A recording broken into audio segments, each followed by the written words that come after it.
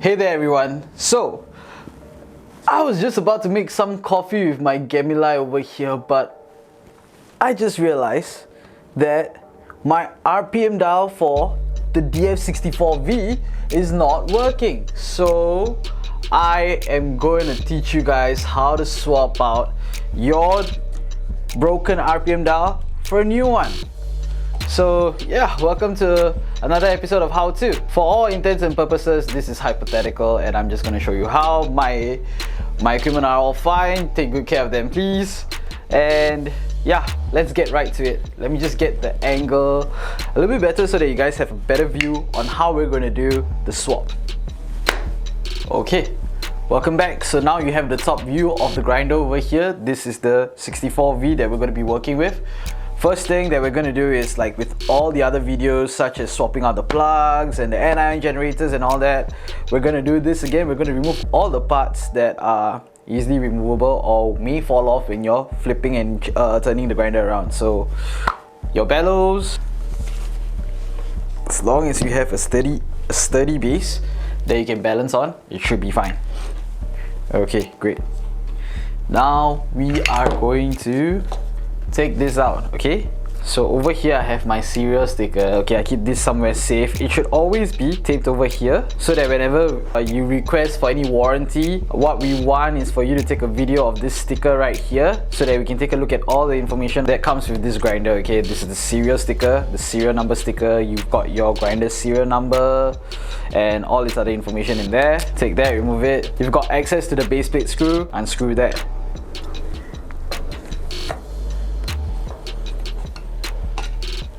Okay, it's out. So what I'm pointing to over here, that is the RPM dial. See the small circle right here? That's the RPM dial. So we're going to unplug it from the RPM dial. As you can see that the RPM dial is connected to your circuit board. So let's plug that out first. There we go. So now we've got the easy one out of the way.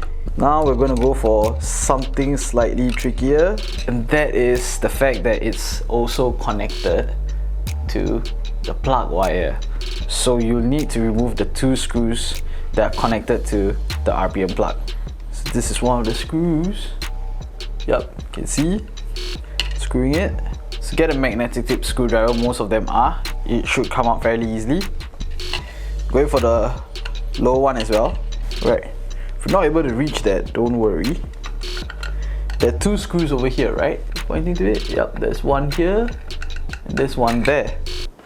Remove these two screws. Able to see it? Wait, there we go. Should be able to see it now. That's the one. It's right next to the anion generator. Okay. Good. There we go. Should be lodged out in place just nice enough for you to angle the whole thing and access this screwdriver. Yep, just leverage it the way that you can still turn the screws. As long as you can do that, that should be fine. There we go. It comes out. So the casing holding on to the plug wire comes out. That's out of the way. See this? Push the RPM dial into the grinder like that, okay? Once you've pulled it out like this, you see that there are only two parts left that are connected to the grinder, and those two parts are the ones that's connected to the button. Okay, pull them both out. There you go. Now let me just move this out of the way. Okay, now I'm going to show you what you have. Okay, this is my new RPM dial. Okay, it comes with two sets of wires and the wire casing right here. Okay, that's where you secure the plug wire to. Now you can reuse these screws from the previous RPM dial onto this one. Okay, now we're back. Right, so before you take this out, take a photo so that you know which wire to connect to which. In this case, put this fella back here, angle it in, make sure that it's right side up. when you're doing it. This makes more sense. Then, okay, I'm going to secure it in place by connecting it back to the PCB board. Okay, I'm going to connect back the wires to the button. So basically at this point it's like reconnecting your steps. Okay. And gotta make sure that it's secured in tightly.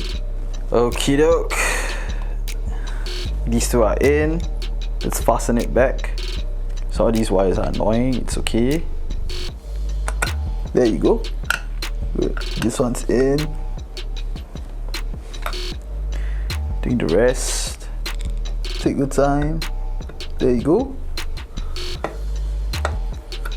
Great. Now for the slightly tricky one. Make sure that the wire is in.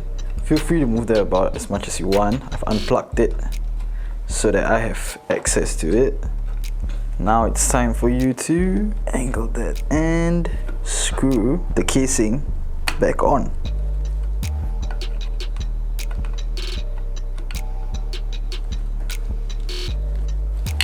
Maybe using a smaller one might work.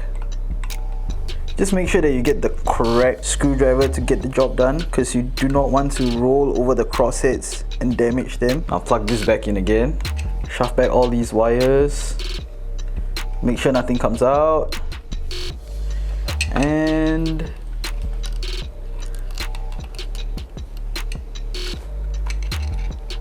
little bit of wire management so that your screw can go in. There we go. Make sure that the base plate is lined.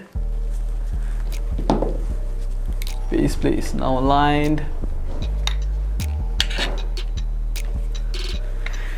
Great.